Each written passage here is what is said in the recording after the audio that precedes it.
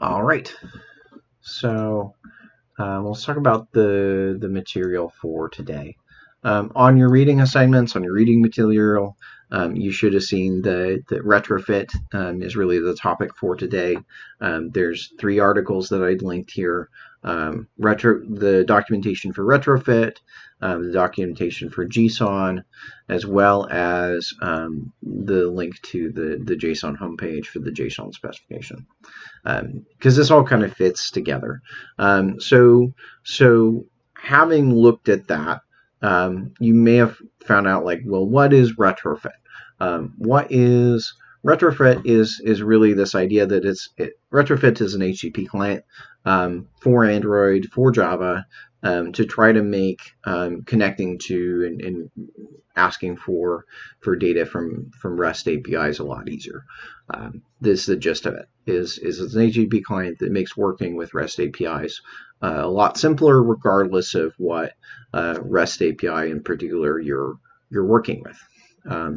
This basically replaces several of the classes that we'd kind of previously introduced. So HTTP URL connection, the streams, the input streams, the output streams, the readers and the writers, all of those IO classes this kind of takes care of. And actually, in some cases, it can even take care of you needing to create your own kind of custom thread or async task or things like that. So it's actually really, really nice with that. Also worth mentioning, it works really well, has great integrations with the app architecture components, which I want to talk about tomorrow, such as view model and live data. It works really amazingly well with those, and that's commonly how I will use retrofit. Their own documentation doesn't mention anything about using it with live data, but suffice it to say it works. They just don't tell you all the details of how to make that happen. But I hope that tomorrow we can go over some of that. Cool. So that's the gist of it, right? The whole point around retrofit is to make your working with HTTP requests a whole lot easier. As you can maybe tell from the URL, this is produced by Square. You can see square.github.io, and you might also see the Square logo in the top right corner of the website where it says Square Open Source Portal. So they're the people that build and maintain this library, and it's really has been one of the more easy tools to use that I've found over time.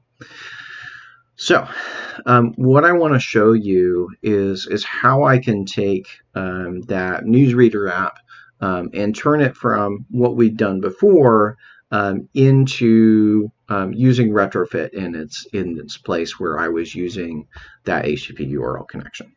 Okay, so I'm going to open up Android Studio, and actually where I'm going to start before I get into how we do the retrofit, I want to do a quick review of how we did it before retrofit, and then you can see where the code is different.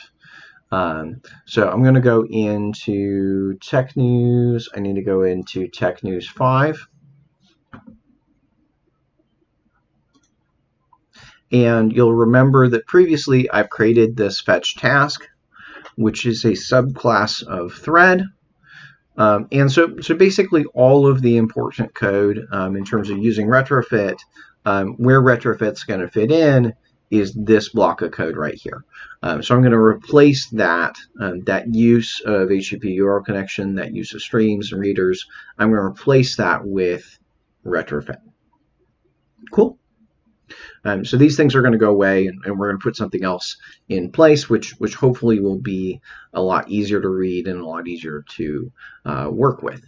It's a little bit of a different concept. It works with different principles and such, but other than that, it's kind of fits into the same space. So that's what's changing here. So we're going to just be replacing lines 161 down through 187 effectively, but the rest of the application will be left essentially unchanged. All right, so I'm going to go over to version 6. So if you're following along with this, hop on over to NPR Tech News 6. That's going to go up. You may get an option to about the you might get a prompt about the JDK, so you remember to pick the embedded JDK on there.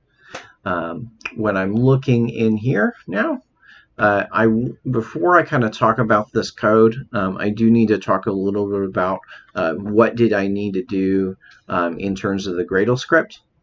So over under Gradle scripts, you'll remember that there's two. There's a project level Gradle script and there's a module level Gradle script. The distinction between those two is not that important, but suffice to say the module one is where we have to add things we call dependencies. So a dependency is something where we're pulling in code that's specifically been written by somebody else. So in this case, we're bringing in Retrofit. Retrofit's not part of the Android operating system, so we have to add that. You'll notice that there's already some other ones here, Android X, AppCompat, the constraint layout, material. These are all maintained and created by Google, and they're not technically part of the Android operating system, but they're such a vital part of model development that the Android Studio just automatically brings us in when you create a new project or when you're starting to work with the constraint layout and such. So those have already been added there. Those will already be there in your projects that are already working on. What I've added is these two additional dependencies. So I've added in Retrofit and the converter JSON. Both of these two imports you can get directly from the documentation, and we need those to be able to use Retrofit at all. So let me show you real quick how and where I found those. If you're looking at the Retrofit docs, you go all the way to the bottom. This step down at the bottom is really your step one. The first thing you want to do before you start working with Retrofit is you need to actually add this to your Gradle script. So you see it starts with implementation. Anytime you see something like this, implementation or compile, that's telling you that there's a dependency that they want you to add. And specifically, if you're seeing the word compile, compile is an older version of Gradle. It's always implementation now. So here we've got kind of the name of the package. So we've got the package name here, com square up retrofit 2. And then we've got this part. You'll notice that there's also the Maven. Maven is traditionally used in a lot of Java development, whereas we use Gradle like hands down for Android development. This is actually a shorthand for this XML up here. So you'll notice things like this first part is actually the group ID. The second part is the artifact ID. And the last part after the colon is the version. It's just that here it's a string that's separated by colons, and here it is represented as XML if you were doing a Maven build. So you can actually translate. Sometimes you'll find packages that people have deployed as Maven packages, and they don't really tell you how to do it with Gradle. If you have this part, you can translate it into the Gradle dependency. So that's what we need to bring in. Now, if I brought this in verbatim, you'll notice that there's a part here at the end that says insert latest version. Everybody see that? So what do I put there? And how do I figure out what to put there? So the way that I've gone about and figuring out what that is. Let me just talk about that real quick.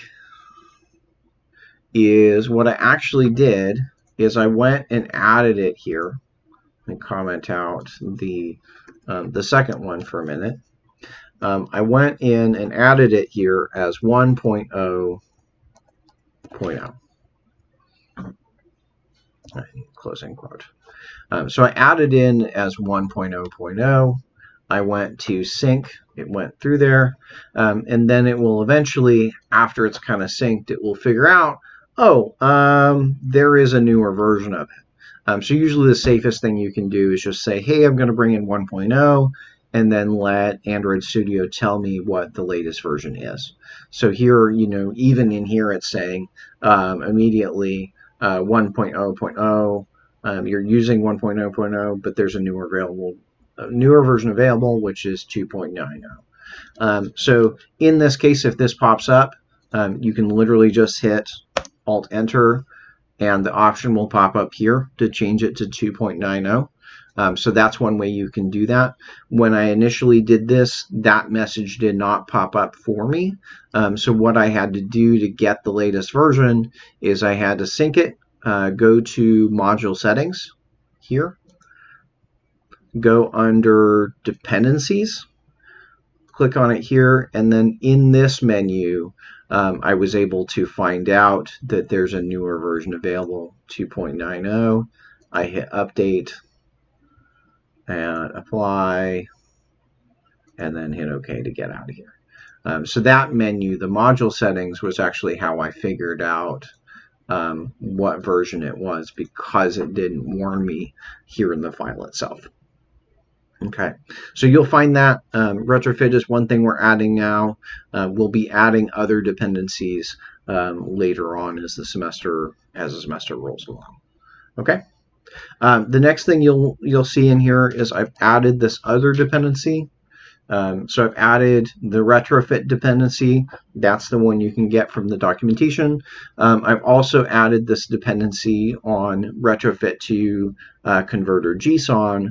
Reason being is because I'm using that to parse the JSON that comes back from the server. So there are a bunch of different JSON parsers available. The one I want you to use is this Json Parser. And so this gives us kind of a bridge between Retrofit and JSON. You'll notice that I don't actually have JSON in here as a dependency because I automatically get JSON in with the right version just by bringing in that converter JSON. If I could have added JSON as a separate dependency in here, but then I potentially might have a version mismatch between the version that JSON, the retrofit supports, and potentially the latest version of JSON. So that's why I'm not including JSON. I'm just using that converter JSON library. The place I got that from their documentation is towards the bottom here. They mention about the retrofit configuration.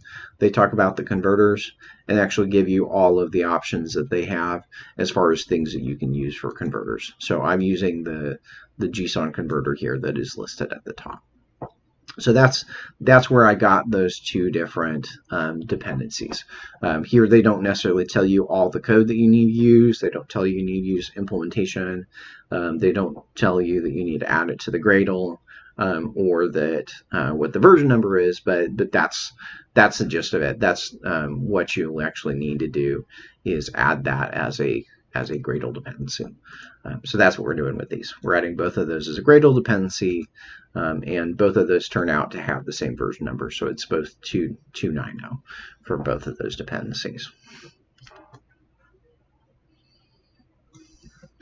So those are both things that you will need to add to your project.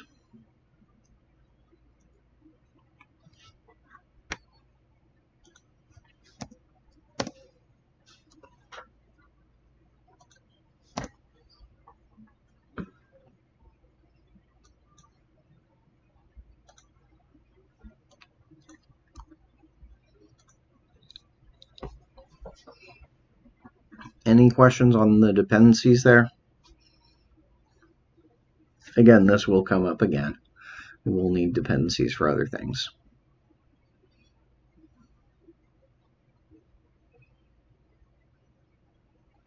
It's very quiet in here today.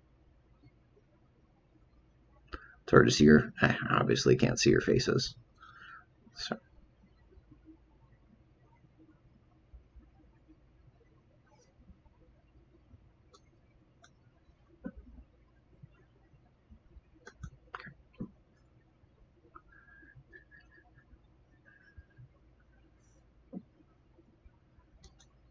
So back to main activity.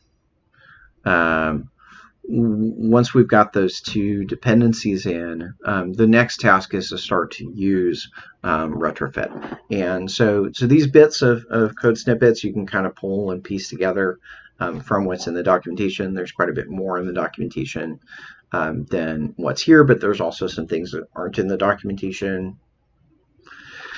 So first step anytime you're using retrofit is you need to create a retrofit instance. This sort of functions as your context for retrofit. So first we're going to say let's create a retrofit instance. The way we create that is we have to use this builder class. So we say new retrofit.builder. From there, I need to set a few things. I need to first set what the base URL is. The base URL being where's the API rooted. So that would be whatever domain name you're working with. So for instance, with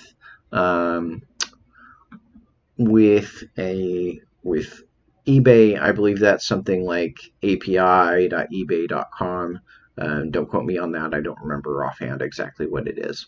But it's basically their domain name. You'll notice I also have the protocol in here, so saying that's HTTPS.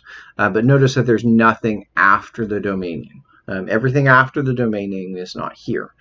So all of the path components we don't add as the base URL. We're going to add all those other pieces in a later point.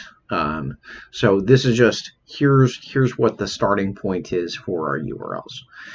The next thing I need to call, and you'll notice these are kind of chained together. So I call the constructor that's chained to .base URL, chain to add converter factory. So here's where I'm bringing in that JSON converter factory. I'm installing it. I say JSON converter factory .create. And that will make sure that when I'm doing things here in a minute, that JSON will be the tool that I'm going to use to parse all of the JSON that comes back from the server. And finally, I call build. And so build is what actually takes us from just being a retrofit builder to an actual instance of retrofit. So this process, this pattern, you'll see pretty common in a lot of libraries and a lot of parts of Android, where you start with a builder, you call a bunch of functions on it, and finally you build, and that gives you the actual instance of the thing. Because you can't actually directly say, hey, I want a new retrofit object. You actually have to go through this builder process. So that's step one.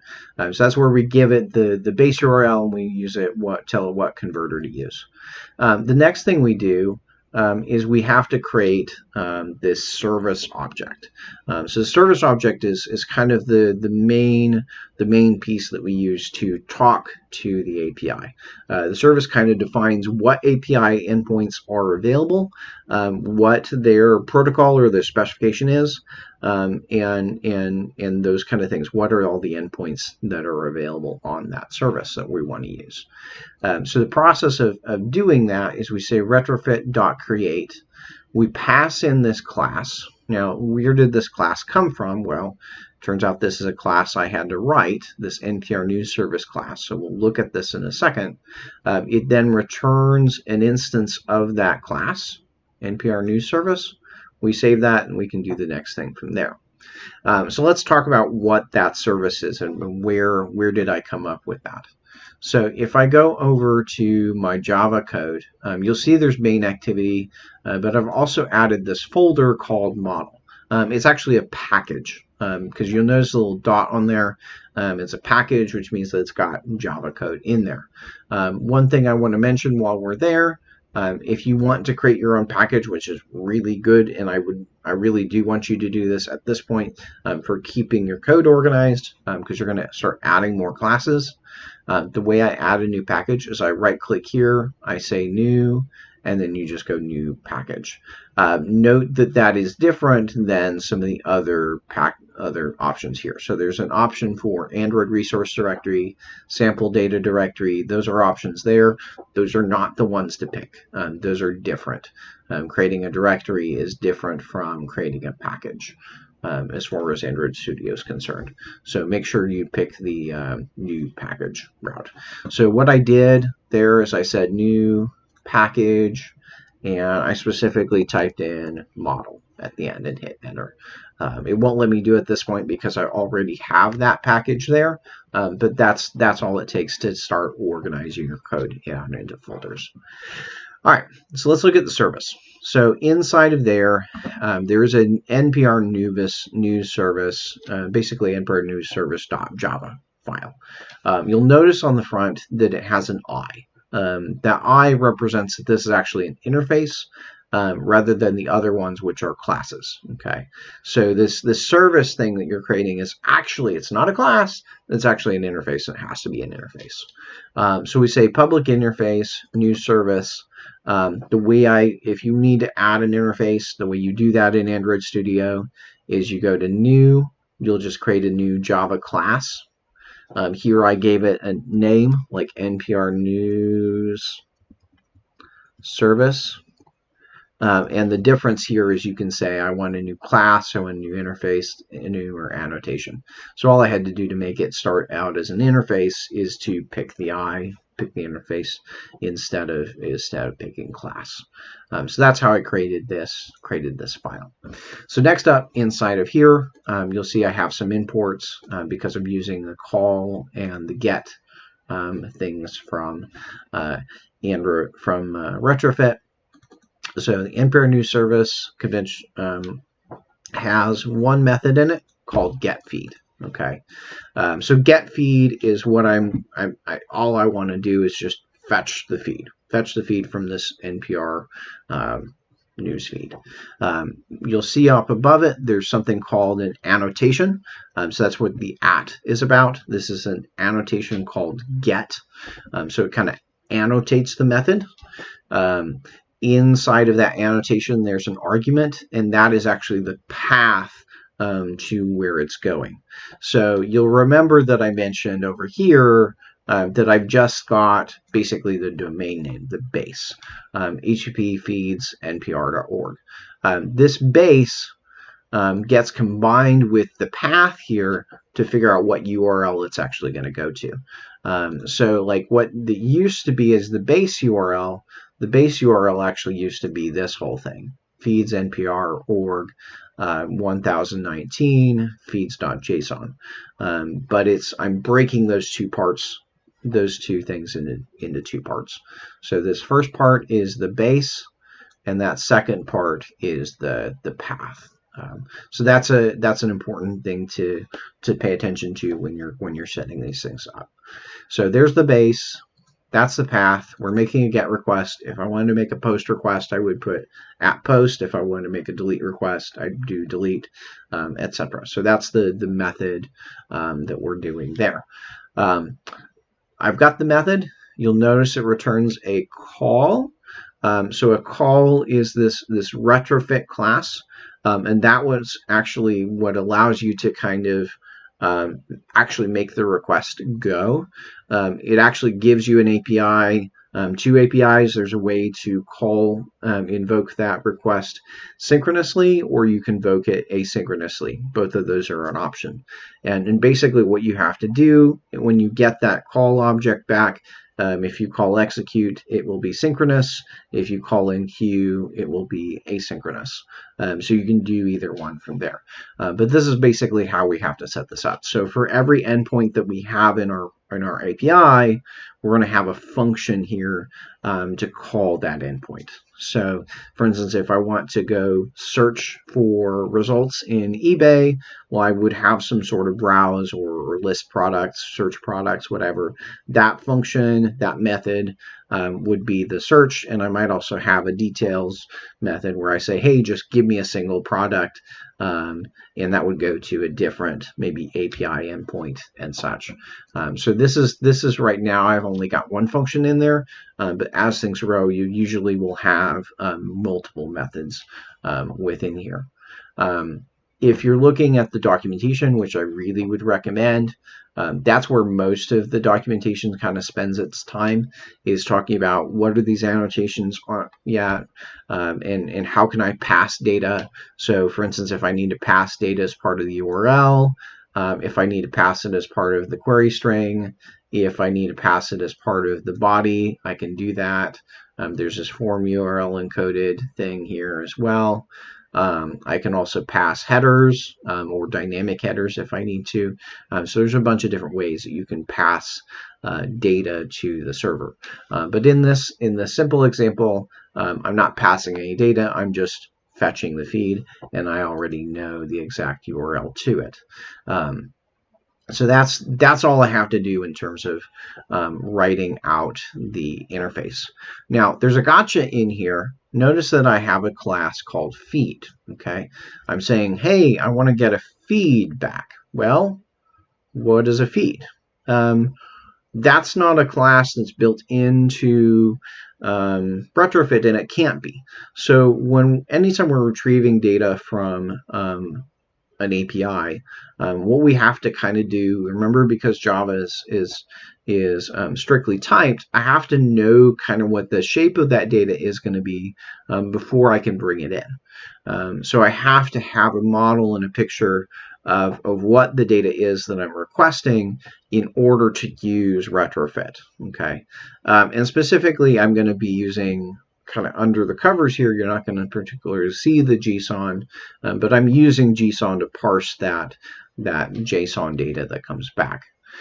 So if we take a look maybe at the API that we're fetching data from, let me go, I think I had it. Let me go back to my code.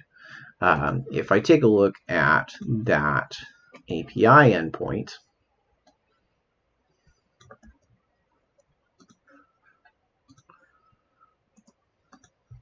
one of the things you have to do first is kind of dissect the data that you're getting back. And this is a place where it's really important to have a plugin installed in your browser to parse that data.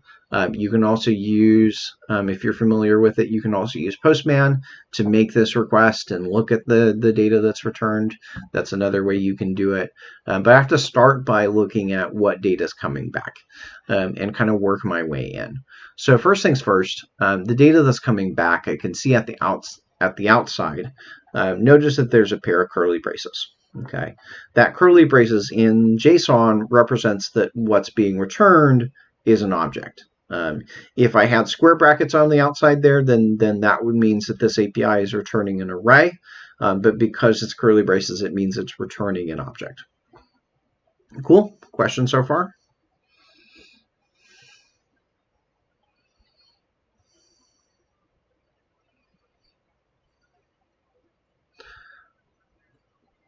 So that object as a whole that it's returning, that's that thing, that whole response I'm calling the feed. This as a whole, that object is a feed. Okay, within the feed has a number of properties. Okay, so the feed has a version number, it has a title, it has a homepage URL, it has a feed URL, a description, an icon, an author, and items.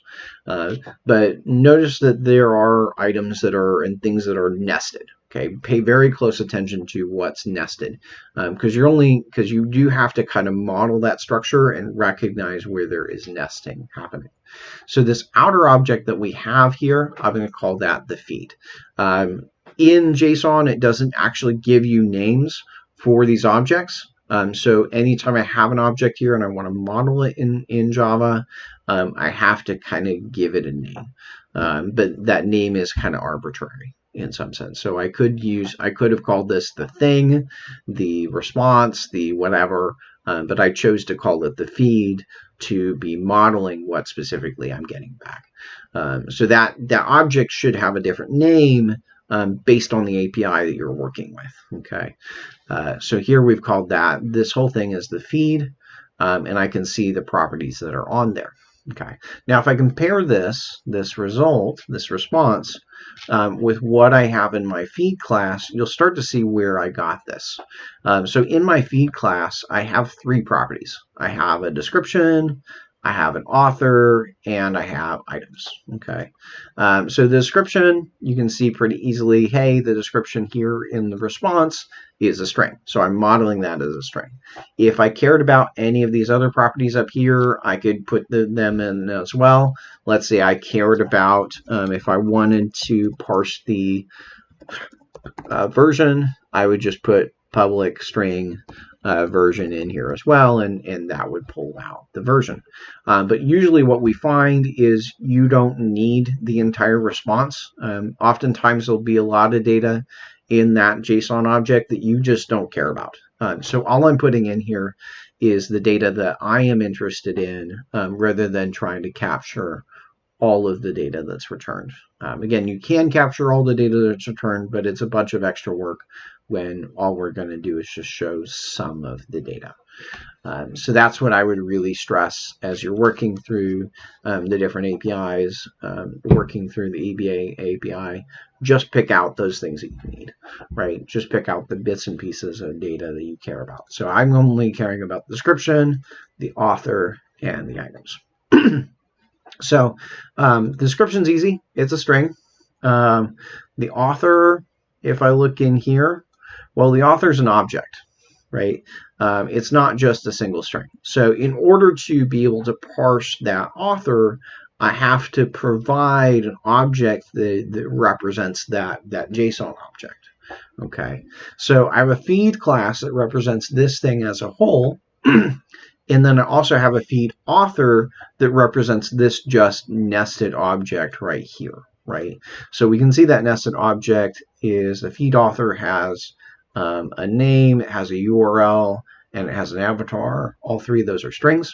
So I have another class over here that has a name, a URL, and an avatar. Okay. Both of these classes, you might notice that what I have is I just added a bunch of public properties, a bunch of public fields. I haven't added getters and setters. I haven't added constructors because in reality, I don't really need them. In reality, all I'm asking for is a way to convey the structure of the response. Okay, so I could have added in getters and setters, and there's ways to do that with GSON, but I find it a lot easier oftentimes when I'm just trying to get a quick feed on the data, is to just add a bunch of public fields on these response objects. Cool. So that's what we have there. Is the author is an object containing string name, URL, and avatar. So I create an object, a class for that, and then I just say, hey, here's an author property that this name does have to correlate exactly with the name of the property, but this name of the class can be anything. And so I just called it feed author to try and keep a consistent naming so I know where this goes with. If I just called it author, then, well, what happens if later down in this file there's an author, but that author has a different structure? Which it turns out that is the case. There's authors further down, but there may or may not be the same, have the same properties on them. Okay, so I've got a feed author is there. Next thing I have is where the actual stories are contained is under this items array. Okay, so I can span items, and we can see, well, inside of items is actually not just an array, it's an array of objects. And so the way I model an array, as you can kind of see, if I have an array in JSON, I'm going to write that as an array list in Java. So here I've got the property is named items because it's named here. And I've got an array list of things. So a feed item represents a single one of these objects, a single one of these items. And it turns out that those items are stories. So I could have also called those stories, but I chose to call them feed items here to kind of keep that same naming convention. Okay, so a feed item, if I then look, well, feed item has a lot of stuff on it, right? It's got an ID, it's got a URL, it's got a title, content HTML, summary, it's got image, it's got a date published, It's got a nested author object. It's got an array of tags. So I could read all that data if I wanted to, but just for this example, I'm just going to pull down a very small selection of that data. Namely, I'm just asking for the ID, the URL, and the title. So you can ask for as much or as little data as you need. So here I'm just asking to parse those three things, is ID, URL, and title. And those names, again, came from here, and because it's here that I know that they're strings, they're also represented as strings over here. All right, so that's the structure of my data. All of these classes, feed, feed author, and feed item, are all really just about modeling the response data that we're getting. So when you're working with your own API, with that EP API, what you get from the what you get back from that browse API is going to look very different. You'll need to model that response with the appropriate classes. So you need to create classes to kind of model and do as I've done here, follow from the top and kind of work your way down and pulling out those pieces of data that you need for your output. Let's say, hey, what's the name of the project? What's the name of the product? What is the URL to the listing on eBay? And where are the images, things like that. So you just need to pull out the things that you're interested in. Okay, so that whole model then fits into here is we just say, hey, what this returns, what this endpoint returns is going to be a feed.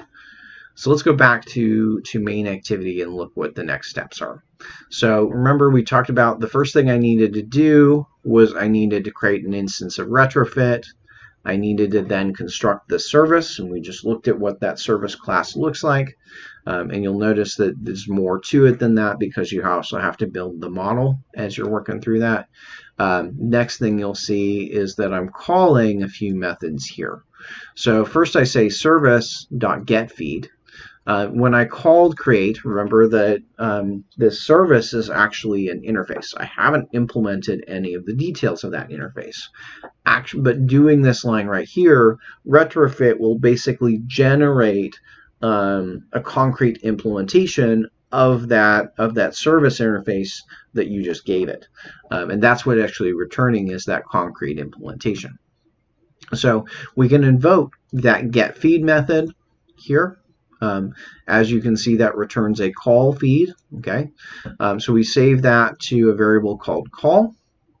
From there, I can actually invoke the request. So I say call.execute. Call.execute will run or execute that request on the same thread as where you called execute. Okay, that's where we refer to this as synchronous. It's synchronous because it's running on the same thread that called it, and as well as it is blocking that thread. So it blocks this thread until the request is complete. If I needed to run this asynchronously, then I would have called enqueue instead of execute and kind of followed a different API there. I want to look at that later, come back and look at the asynchronous API, but not today. So as far as using the synchronous API, I just call execute. That returns my response. So you'll notice it returns a response feed. That response is a generic class. That's why we have that way, but it's basically a wrapper around the thing that we're looking for. We're looking for a feed, but it's a wrapper around that. And the reason why that's helpful is because it also gives us things like errors and headers that we can look at the headers that are sent back. We can look at any cookies that are sent back. We can look at et cetera, et cetera, et cetera. So it gives us a lot, or the status code and all those kind of things.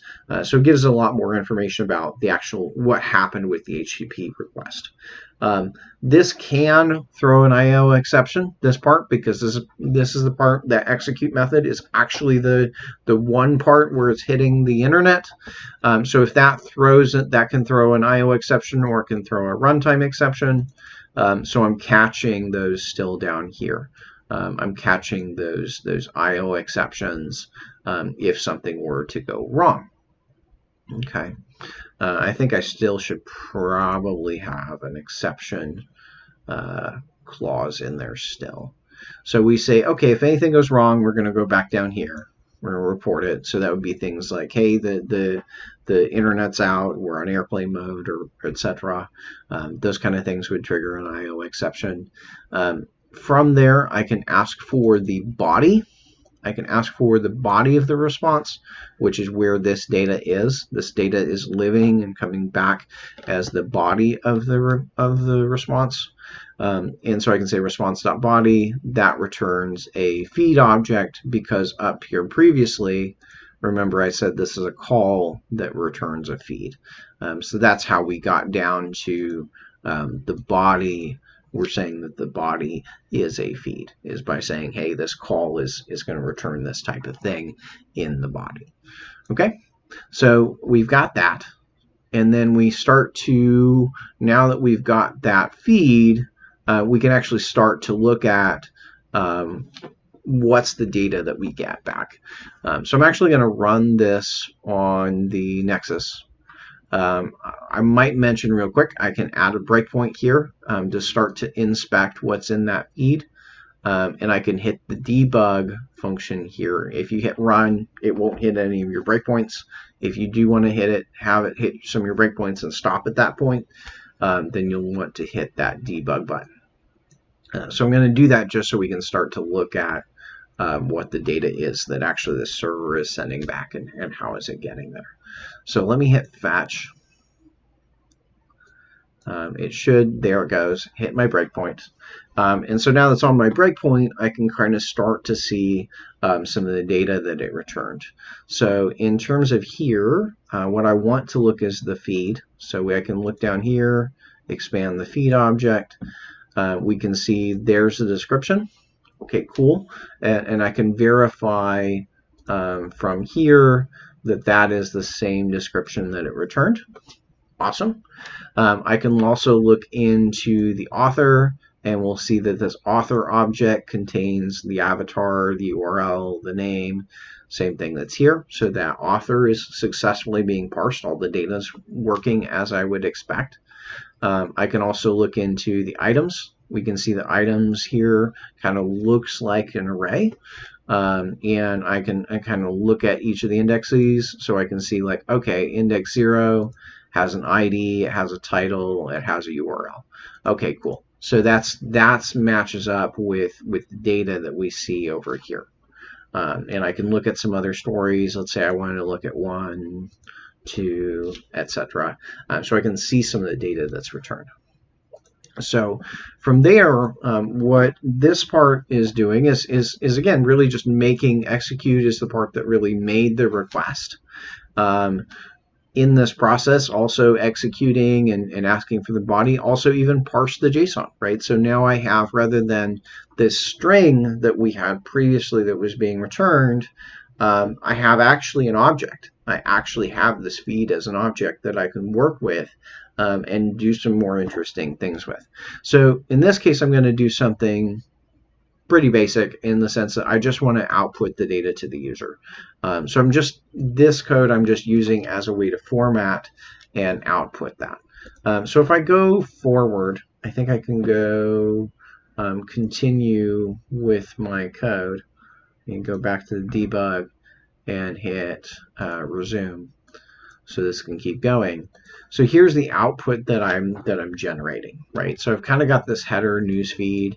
Here's the description. I've got the information about the author that we returned, and then I'm listing the individual items that it sent back.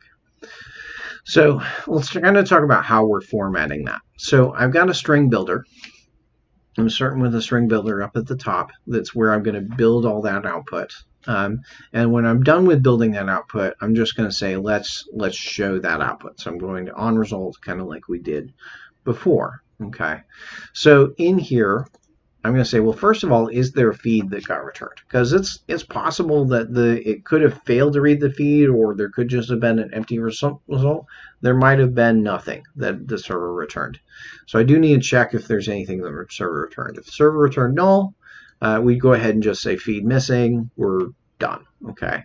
Next thing I do is if there isn't a feed, if there is actually a feed, we're going to output. You'll notice I'm writing newsfeed /n, so that's that top line, and then writing out kind of a label marker for description : that this is a description, writing out the description, following up with two line terminators, the /n new lines.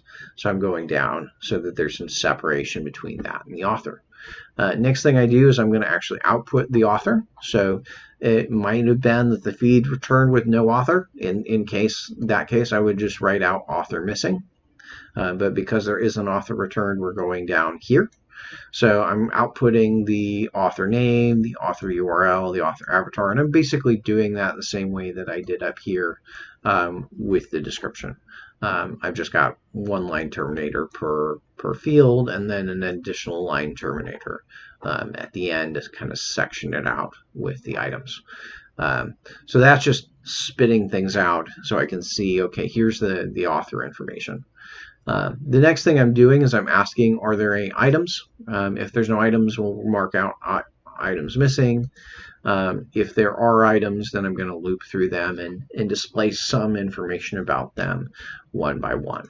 So I start by getting that array list. So we've got an array list of items. I'm going to loop through that array list using a regular for loop here.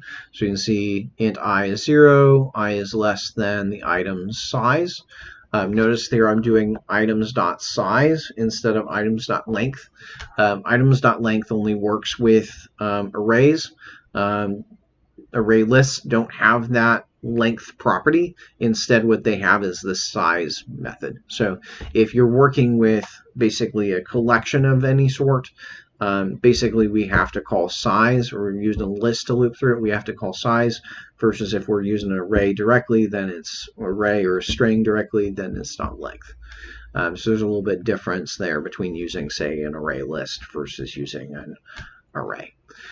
Next up, I'm going to loop through each of the items one by one and ask for that item. And so I'm going to save myself some code duplication. I oftentimes find it's helpful to go ahead and save that to a variable. So we say feed.items.get I. If this were actually an array, this would have looked more like this.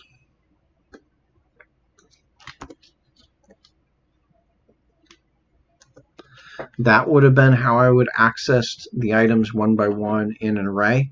But because what I'm returning and what I'm working with is an array list, that square brackets operator only works specifically with arrays. If you're dealing with anything else, like an array list as an object, then you have to call the appropriate method. So in here, basically, I'm calling get, and the get method is kind of equivalent to that indexing. So I say, hey, get me the ith element, rather than using square brackets to indicate that I want the ith thing. So I get the ith thing, and then I'm outputting a line, and you can kind of see how I'm formatting it. So I wanted to show as items, square bracket, the index, square bracket, colon, and then the name, that kind of formatting. So that's what I'm building up here, items, and then I'm also adding in the index. I'm adding in that second part that's fixed. I'm adding in the title, and then concluding all of that with a /n. So that's how I'm building out that format. The big thing to see there is that, now that I've got the data was parsed up here, and there's a lot of stuff I could do down here. Now that I've got the data that's parsed, it opens the door, because it's parsed into this feed object. It opens the door for doing a lot more with it, other than just like, hey, here's a string of JSON text, I don't know what to do with it. So it's this retrofit library in the end is really giving us two things. It's making it a lot simpler and a lot easier to make these HTTP requests. It's also helping bring in the parsing part of it, where we need to parse the JSON response. It's also making that easier because it works directly with all of these different JSON parsers, so that most of that kind of is taken out, and you don't have to worry about working with the parser directly for the most part.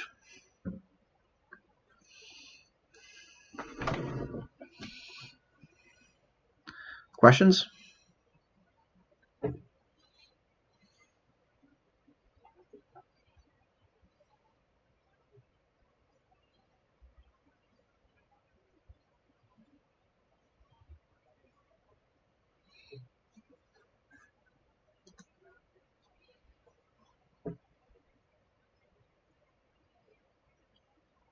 There's a bit going on here.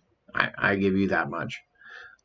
Recognize that this is relatively early in the semester, so I'm hoping that it'll have some time to settle as we kind of work through it.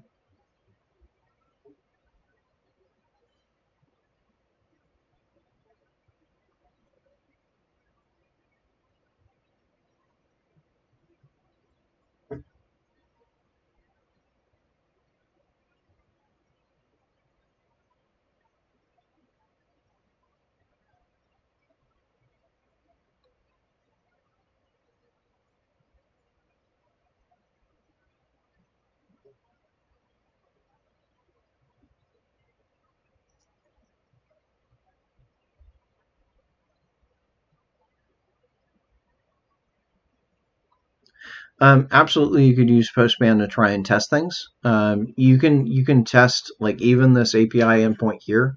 I could let me just pull up Postman, and I'll hit it. I'll hit it there.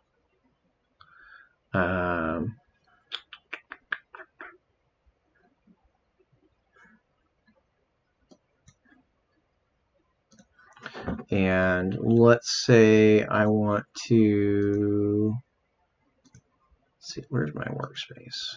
There. Let me close some of these requests that I have open already.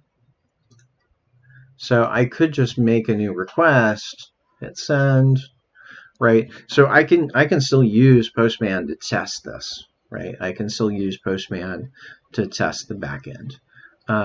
The difference here is that in this class is we're really focused on building the front end more than we are focused on building the back end. Like the back end was our focus for third semester. This semester, our focus is really how do we build front ends with Java and with Android. That's our focus more right now. So you can use Postman to test it and see what's going on. But what we're not building that backend. We're taking a backend that's already been built. So here I can test that backend, or I could test even eBay's backend that way. Like if I were to go back to, let me say I go back to their API Explorer. Tools and samples, go to the API Explorer, get my OAuth token, and send or execute this request. Really what you're seeing here is kind of a web version almost. It's an HTTP client. It's kind of a web version of what Postman is doing, right? So I can actually take this API Explorer, take the information that I get out of it, and actually try this with Postman. Is everybody following me with that? So let's say I want to take what we've got here, for instance, and try this browse API. Let's say I wanted to try this with Postman. I could copy the URL. I go over here, Postman. I can put that URL in. Okay, so I put that URL in. You can see that's already picked out that there was a queue property and a limit property as far as the query parameters are concerned. So queue was set to drone, limit was set to 3. If I try to send this request right now, you'll see that it fails, right? So the requests with the eBay API, we can start to kind of debug it and work with it the same way. But you'll notice that there's an error, right? So the error says, hey, you're missing an authorization token, okay? We're missing that authorization header. So if you remember, maybe from what we did, some of the stuff last semester, and Zach, I know you're not in on that, but I can show you real quick how to use this. Postman's a tool that we used in third semester a lot to test these kind of queries. I can go over to the authorization tab. I can go to bearer token because that's how this is being set.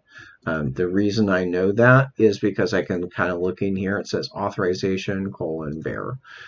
So that's the place and where the token is being sent is bearer space. That's why I know it's a bearer token. I can copy this whole thing, copy my bearer token, go back in here, hit send. And this time, because I've provided that authorization header, it's actually gone through. It's actually gone through successfully, and now I have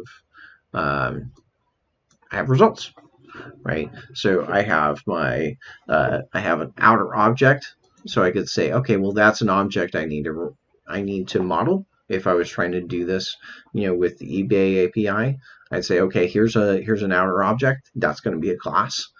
I've got that object has a few properties. So namely, it's got href, it's got total, it's got next, it's got limit, it's got offset, and it's got item summaries. So if I'm thinking about modeling this, what of this data really matters, right? If I'm just trying to look at search results, what of these parameters do I care about? What of those properties do I care about in terms of building the UI out?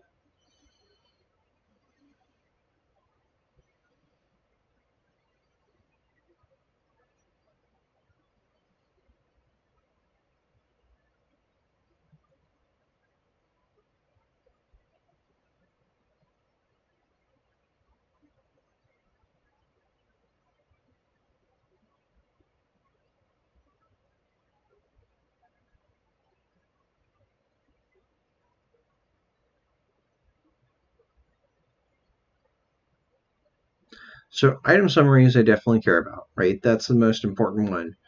But also paying attention to what that data is above, right? Oftentimes you may need the metadata to go with the per se results, right? So we've got a few things. href, what is this, right? What is that returning? Well, it's obviously a string. So if I'm going to model, it's going to be a string.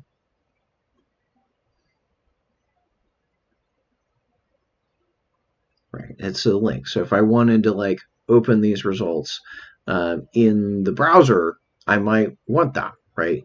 So that might be one thing to capture. There's also another URL here called next, which would take us to the next page. So both of those two are URLs. href and next would be helpful if you're trying to link into the web browser per se. Turns out we don't really need to do that, so we're not as interested in those two properties. We can probably just ignore href and next, but if we wanted to do something with the browser, we might. I would say that this total variable here is really probably pretty important, because what does it tell us? What does total tell us?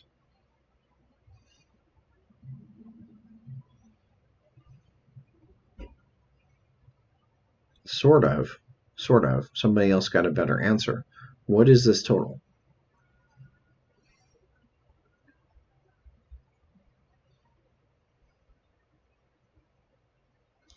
What if I say my limit? Let's try changing my limit a little bit. Okay, notice if I change my limit, okay, I said I want at most 2 results, but notice that total didn't change, right? Even though I limited it to 2, my total is 3, right? So it's telling us as a total how many total results came back, right? How many total results came back. Not how many results are on this page of results, but the total number of results.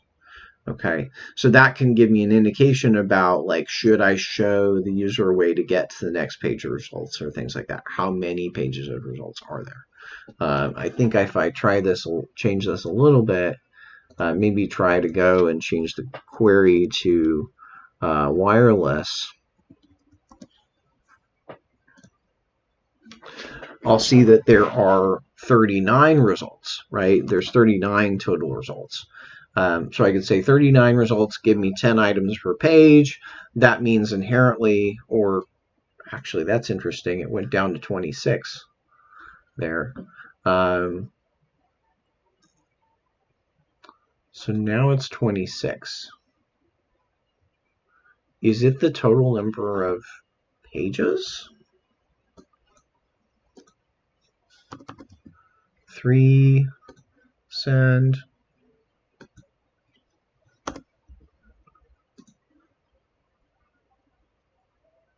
52.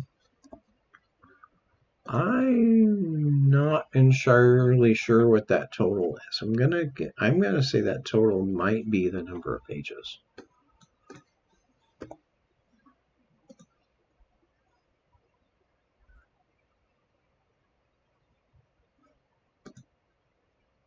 But it seems to be hopping around a little bit. Yeah, it seems like I'm getting a different total almost every time.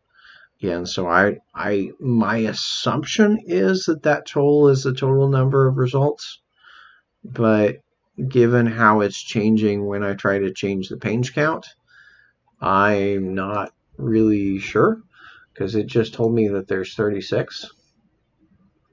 Limit value should be between 0 and 200. Okay, so, or 1 and 200, so I can say 200.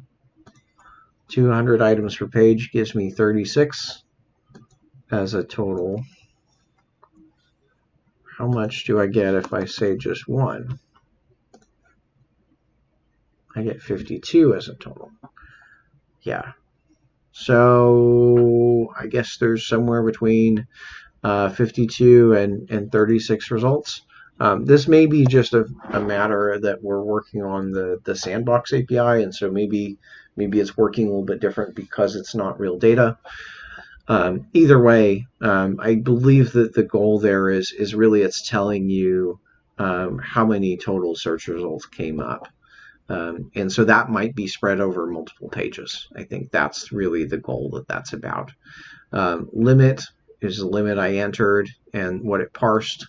Offset is how far from the beginning are we. And so we'd use that basically to select a different page. So if I said, hey, let's do a limit of 10, and I did offset, and I said offset 20, hit send. That offset 20 would say skip the first 20 items and then give me the next 10. So this is effectively like page 3 of the results. Okay, so that's kind of what's going on with those. And so these, that total, that limit, and the offset, I would say those are really interesting actually numbers, and I would definitely include those in your model. I would say include those 3 numbers. But you'll notice that these are not strings, right? As far as our model is concerned, they're going to be integers. So those would be int type variables in the model. So then talking about the summary. So that's some of the metadata we want to capture. You'll notice that this time, because I'm an offset, it did have a next for going to the previous page, or sorry, next and previous. And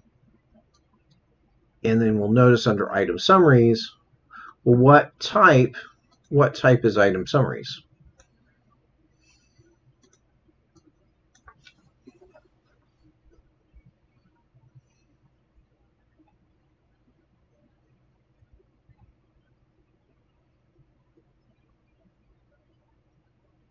Yeah, so it's an array, or it's a JSON array, or we'd model it as array list. But remember, when we're saying array list, it's array list of this type, right? So you're close, but what is an array of?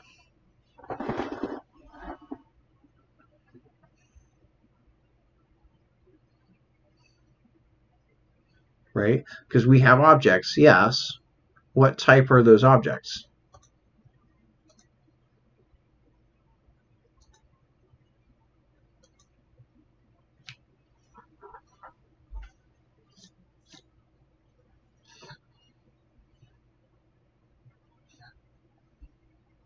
I mean, we know they're JSON objects, but when we're modeling them, we have to come up with a class with them.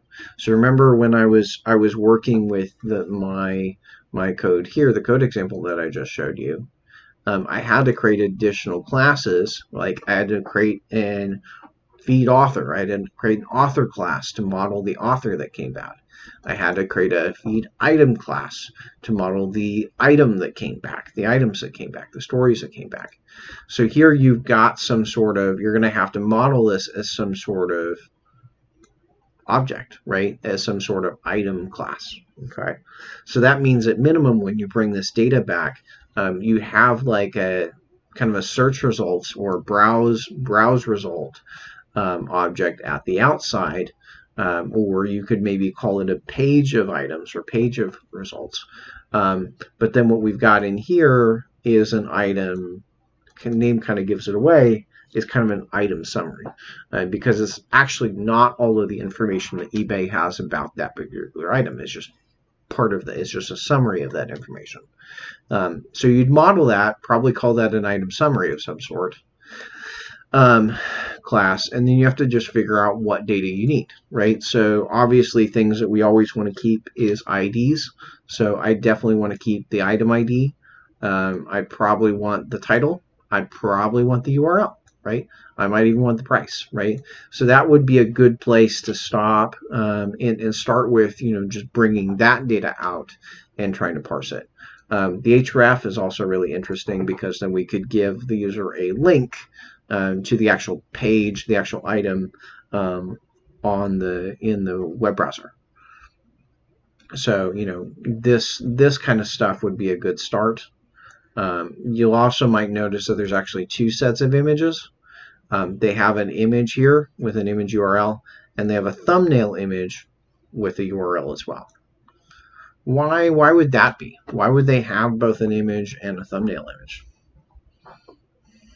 for the same item?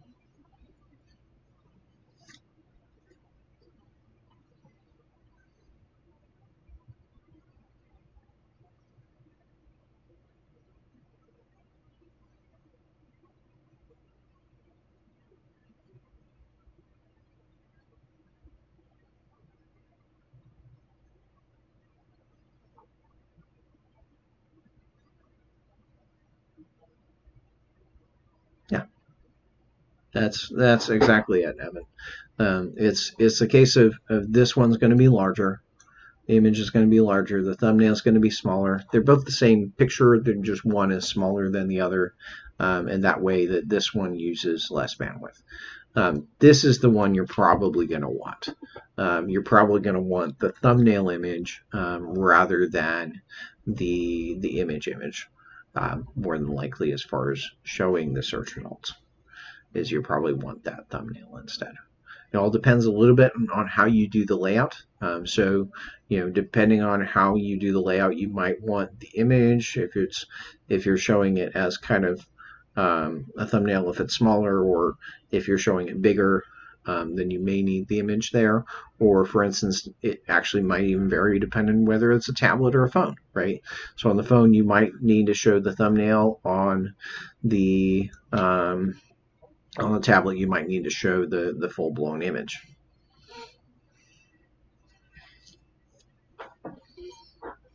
Another thing that commonly happens is you might initially show this in the search results, the thumbnail, and then when maybe the user taps on it, you might expand it and then show the larger image. So that's another reason why these things come in.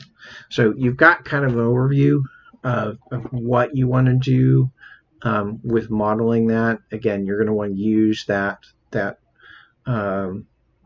use the auth token that I provided to hit that API. But the thing I want you, the assignments today, does everybody remember what the assignments are for your work today?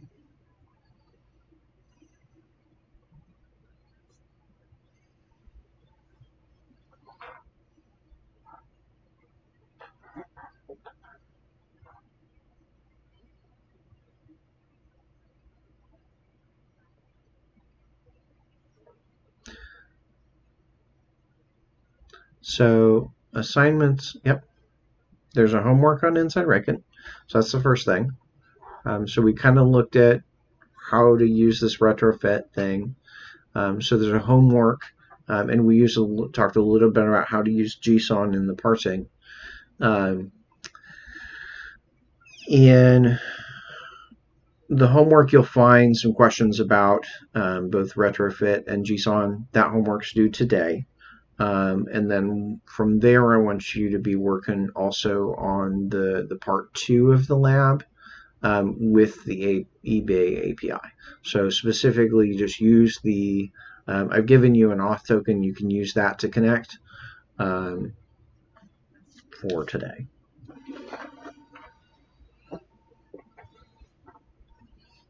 Michael, did you have something?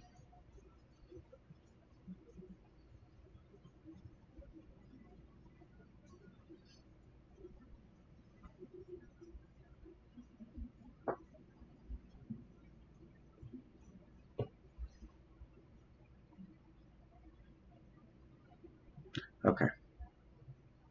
Yeah, I've also added some pins in Discord. So if you're looking at the top of Discord, you'll see that there's an option to review pins. And I think I pinned that. Maybe I didn't pin that post in particular. Go ahead and make sure that that gets pinned. There. So under pins, you'll find what I had to do to add that. As far as the HTTP URL connection, there's a different way to send that header, that token, when you get into Retrofit. And so you'll want to review this documentation there for how to send that auth header. I do believe they mention here.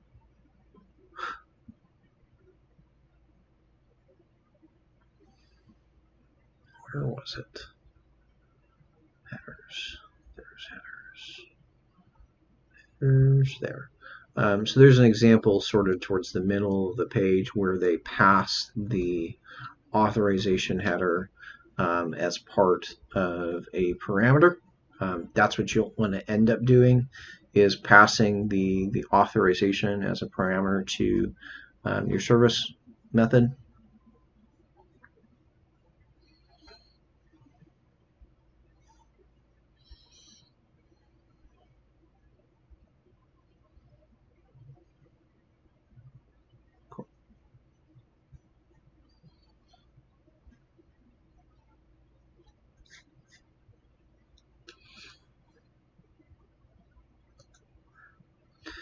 So that's really all in terms of the theory.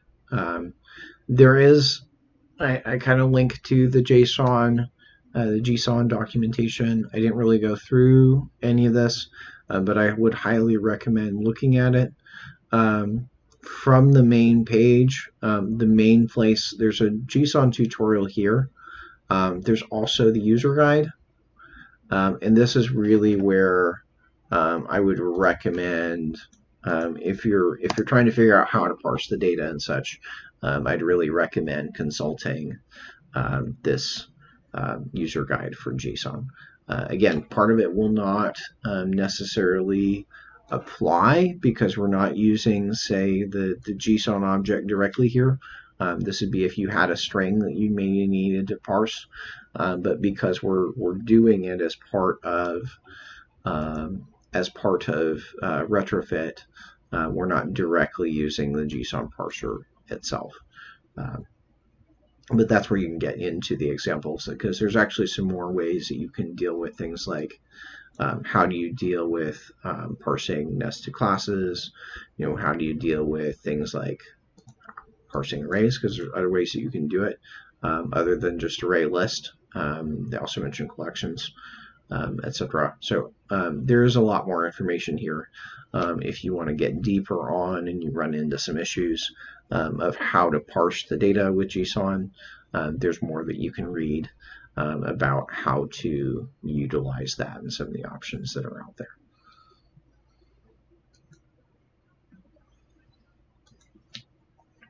Okay, so I'm going to dismiss at this point, and again, focus on the homework and then the lab assignment. And as far as attendance goes for today, the attendance will be your homework submission.